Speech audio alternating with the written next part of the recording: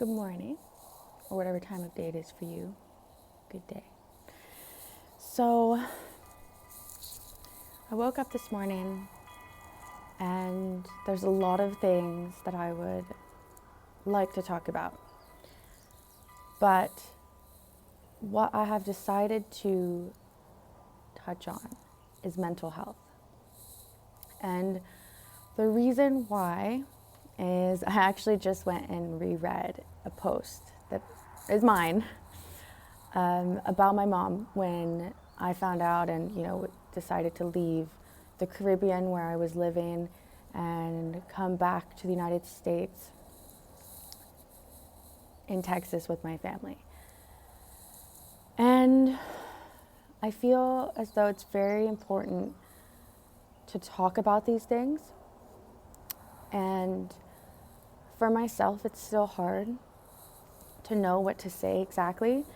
And I'm just to the point that it doesn't matter if you think what you're saying is right. It's a matter of conversation and to engage with each other on the topic and not look down on one another for having a different opinion or saying it differently, because honestly, we kind of all want to say the same thing unless blatantly somebody is like, throwing shade. But in a sense like that, if somebody is and, you feel angry and that feeling arises within you, I hope you take a deep breath and you observe the feeling and retrace and understand where it came from, because that person who angered you or is bringing that energy into your life has a lot of unhealed trauma and probably suffers with mental illnesses themselves. So we need to keep that in mind. I'm going to tell you a little bit about me and my story with my mom and her story. It's something that growing up, because she committed suicide when I was 11. And at that point in time, my dad had already had custody of me. So he had gotten custody of me when I was 9. She was deemed an unfit mother by the court in Texas. And that was really hard because I have a little brother who got to go with her. It didn't make sense to me as a little kid, and it still doesn't make sense to me now as an adult. And it really actually outrages me because how would you deem someone an unfit mother and then send a 5-year-old child off with them? Like, that doesn't make any sense, right? But either way, my dad got custody of me, and that's all he could do. He either got me or he didn't get either of us. And at that time, he had to make that decision. He wasn't his son, and things were bad. Things were bad. I spent a Thanksgiving in rehab with my mom, and I didn't even know what rehab was. I just, when I got older, realized, like, where was that? And then, yeah, that was rehab. My dad's like, yeah, you remember that? I'm like, yeah, totally. And I mean, seeing her getting taken away in a straitjacket and thrown into a police car, and knowing that she's my mom and she'll always be my mom. But growing up with somebody who has illnesses, she was schizophrenic, diagnosed schizophrenic, bipolar, manic, and kind of had a personality disorder. Like, if she lost it, if she went off that railroad track, like, she went way off of it. And I mean, to the point where she wouldn't even come home. And that was actually the final straw, that when we separated, was she didn't come home for 3 days. And my dad was like, had enough. And they were really young. I mean, my parents had me when my mom was 19, my dad was 21, 22. So they were really young. So I grew up with them, and literally. So I'm telling you this because I also want you to understand that from my perspective and from my memories, I had a loving mom. My mother was my mom. Like, she wrapped every single little gift for me for Christmas or birthdays, and I felt special and I felt loved. And yeah, there's some messed up things that happen for sure. And there's some traumatizing experiences that I went through, but everybody has those. Okay. And the difference is that my mom had very traumatizing experiences centered around sexuality when she was very young. And when she went to her elders and told them, they didn't do anything about it. They didn't take her seriously. They pretty much said she was lying. And then also being in the 90s and the rise of the pharmaceutical kingpin was happening. So she was going in and she was having all these problems, and they're just putting her on different medications, medication after medication after medication. And this is a huge reason why I'm on the path that I am, was I saw her deteriorate more so than, the outbursts and the craziness of our lives. She was in a lot of pain. She was in so much pain. And healing my own trauma, I had to go back into that as well and understand where she was coming from. And, forgive her for leaving, for taking her own life and deciding that, she wasn't worth staying here and being in our lives. So it's tough. It's really, really tough. But it's important. It's vital that we go through those tough experiences and really sit with ourselves and talk about it, even if our voice shakes, because I'm sure mine is shaking right now. The pain and the suffering that we all endure is different, but it's the same feeling of pain and suffering. And it's not to ignore that it exists. It's not to shove it under a rug. It's not to cover it up. It's not to just take prescriptions or anything that is going to mask how you truly feel. Because the longer that you hide it and the longer that you sit with it and you ignore it and you try to tell yourself that it's not there and that you're okay, everything is fine. We all say it, everything is fine. It's going to be okay.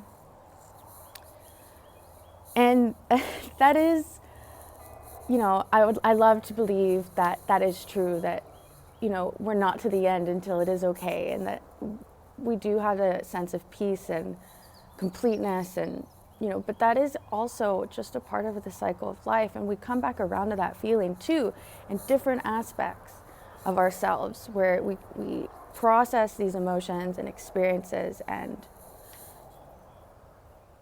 just to feel that aliveness, because to hurt means you're alive. And to want to take your own life because you feel as though the world is a better place without you. I'm with you.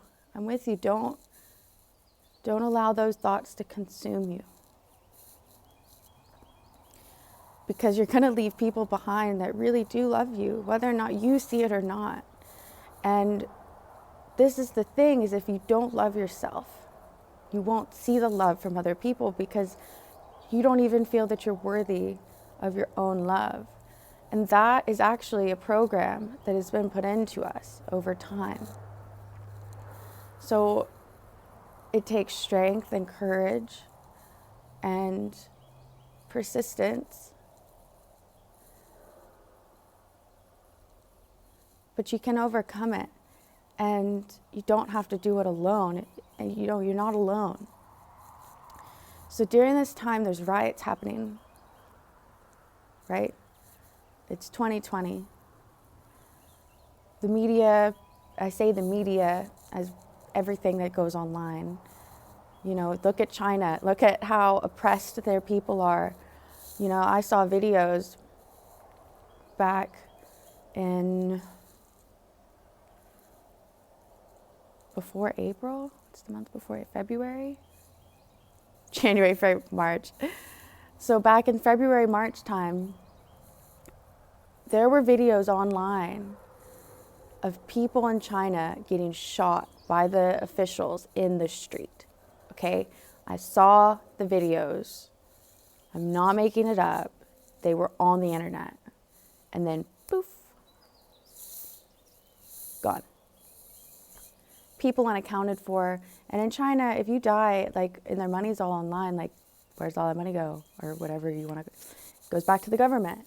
And the cries for help are silenced also by the government because they have overreach in everything that their people do. They're communists. And being in America, we want to be, we're a democracy and we're free and we're this. Our system is built not to be in unity. We're built with a two-party system, which means there will always be a divide. There will always be a divide. And we've all been traumatized over time. Okay? Psychology is the war. It's a psychological warfare, and it's spiritual as well. So, touching and going back to my mom, I wish she could meet me now. I really, truly wish that, she could be here in the physical. But she's not. She lives within my heart and all of those who she touched, despite what ultimately happened in that time here on earth for her. Our souls continue on. Now where they go, that's a whole nother thing. But I know there's a lot of people struggling and suffering right now. We're all feeling it. We're all feeling the fear. We're all feeling the divide, the anger. But the difference is, like I said in my previous vlog, which wolf are you gonna feed? Okay, because look at this.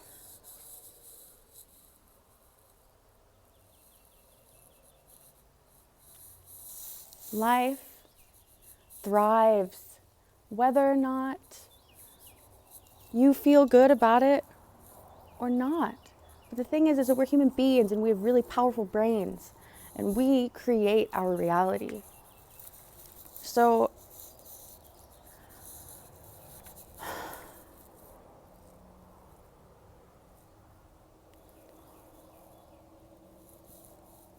see someone struggling, love them. Have compassion for them. Have compassion for yourself if you're watching this and you struggle. A lot of people do, and to be honest, it's not your fault. You don't need to self-destruct. It's the last thing. Don't self-destruct. You have a soul, you have energy, you have power. By giving into these tactics of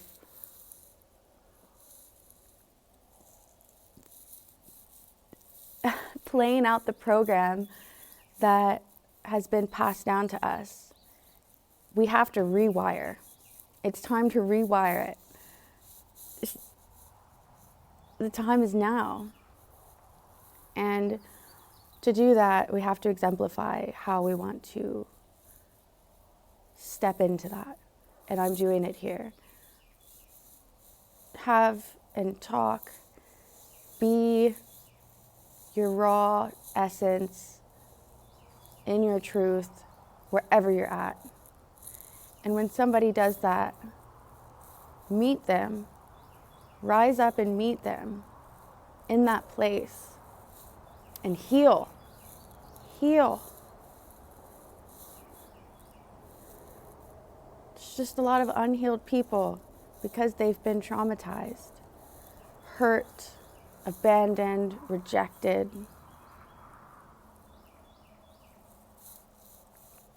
But The tree doesn't stop growing because you think it's ugly. The flowers still come back next spring, even though they die. So it starts with things like decalcifying your pineal gland, doing all you can to clean your vessel so that your soul essence can have a clear path to channel through, to bring your divinity down to earth and exemplify it. Follow that light that's in yourself, even if it's only a little flicker in the darkness. I've been there in myself, in the dark, with the monsters. And they're kept at bay, but we have to accept what is happening, not react. Don't react, respond.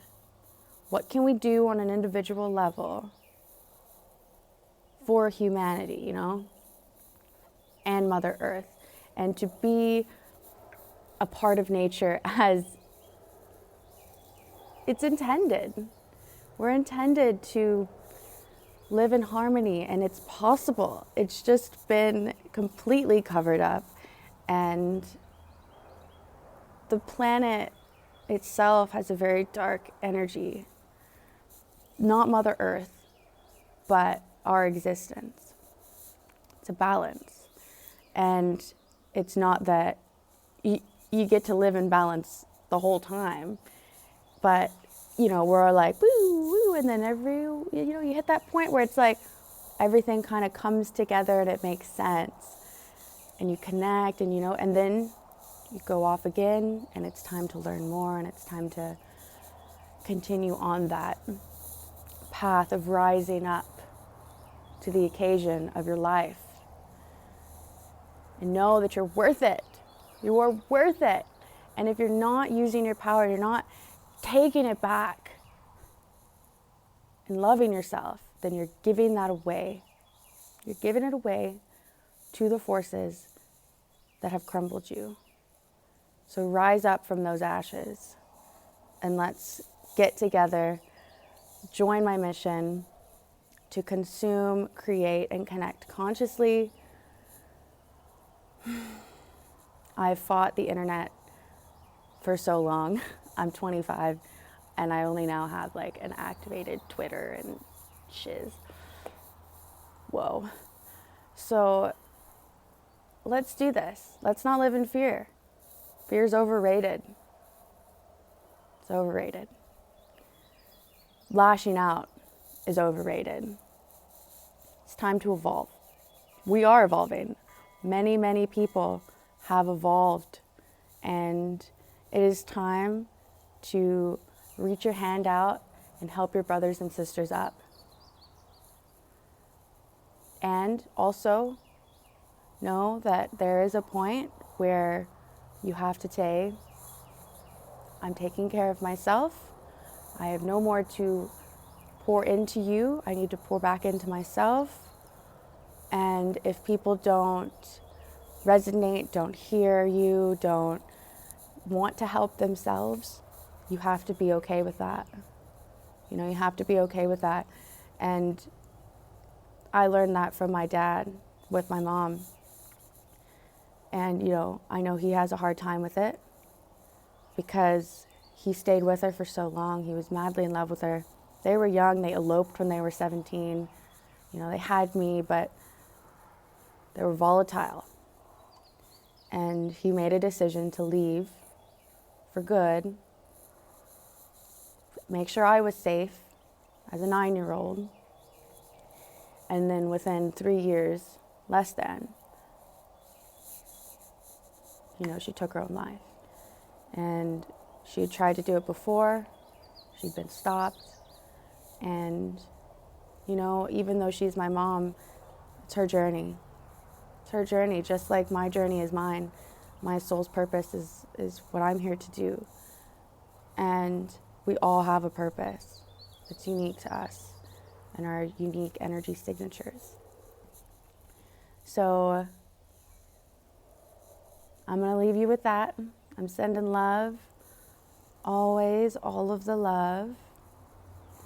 I'm drinking my milk thistle tea. If you follow me on Instagram, Clean Food for the Soul with 3 O's.